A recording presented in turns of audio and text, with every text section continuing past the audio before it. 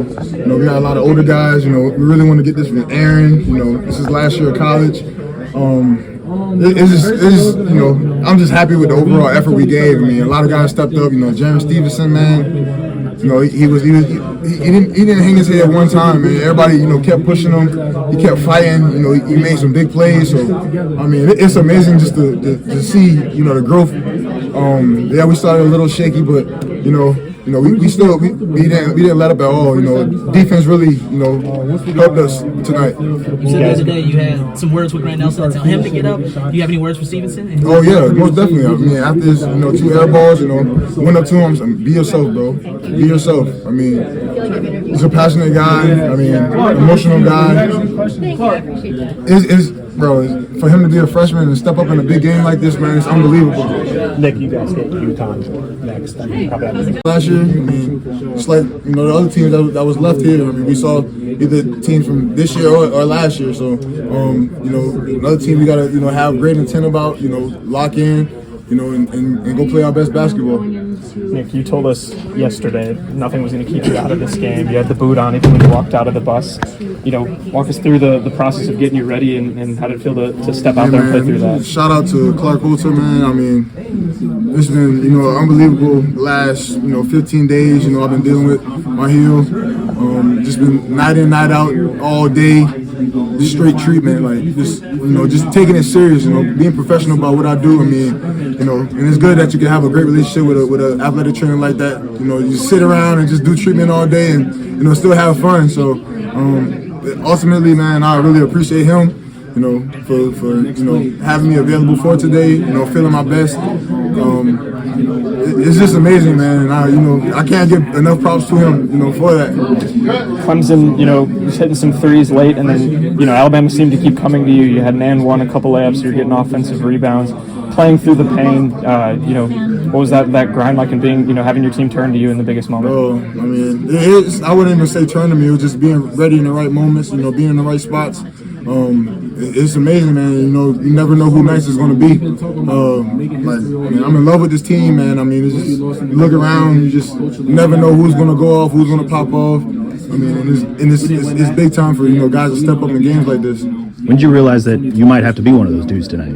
Yeah, you know, I just try to bring it every night, just try to be consistent. You know, when I'm consistent with my energy, it just carries on to the court, honestly. Nick, you guys were down 13 in that first half for a little bit. What did you see or what was said to regain that lead and come back? We always talk about before the game, no matter what happened, how the game starts, you know, it's about how you finish, honestly. So, you know, seeing that, and we noticed, you know, how we play. They started to get a little fatigue, and we just kept, you know, pounding, and you know, ultimately it came out in the right end for us. To be the first team in school history to do this, what does that say about this team specifically? It means that we got a lot of heart. We aren't frail. We don't back down. We got a lot of offensive power. You know, just adding that defense is going to get us where we ultimately want to be. What does it feel like holding the trophy in your hand right now? I feel like a baby right now. Like, I mean, I don't even want to let it go right now, man. It's like, it's unreal. Like, you see this on TV all the time. It's really unreal, man. I don't even want to.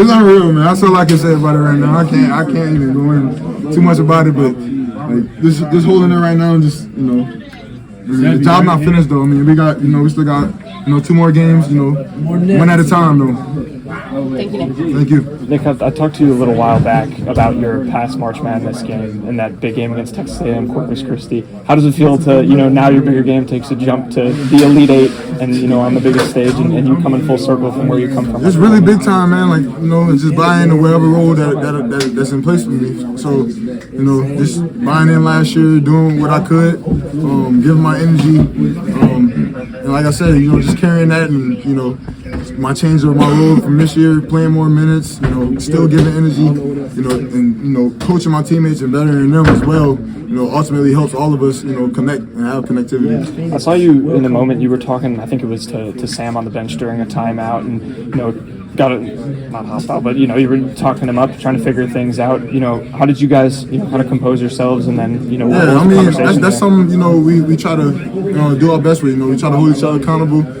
Some stuff don't come across the best, but, you know, after the fact, you know, when things die down, you know, you got to go back to your teammate, pick them back up, you know, so You know, I never want to, see my teammate with his head down. You know, I just try to go over, talk to him. You know, it was heated moment. A lot of people don't like people coming to them, talking to them, when things are hot. So, I try to wait till things die down and, we got back on the same page. And, that's what made us click ultimately. Nick, how would you describe what you're doing today? It can kind of get lost in the shuffle of all the threes and offense, but, I mean, you did the dirty work.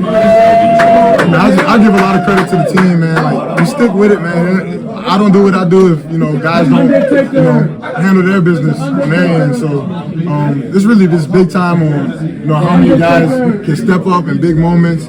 I do a lot of things that don't show up on the stat sheet, but, ultimately, like, that don't really matter to me. I just want to give my all for my team, sacrifice myself anytime I get a chance. So, man, it just feels amazing just to be in this predicament. Did you face this challenge with a little extra juice against PJ Hall and Sheffield down there, knowing their reputation? I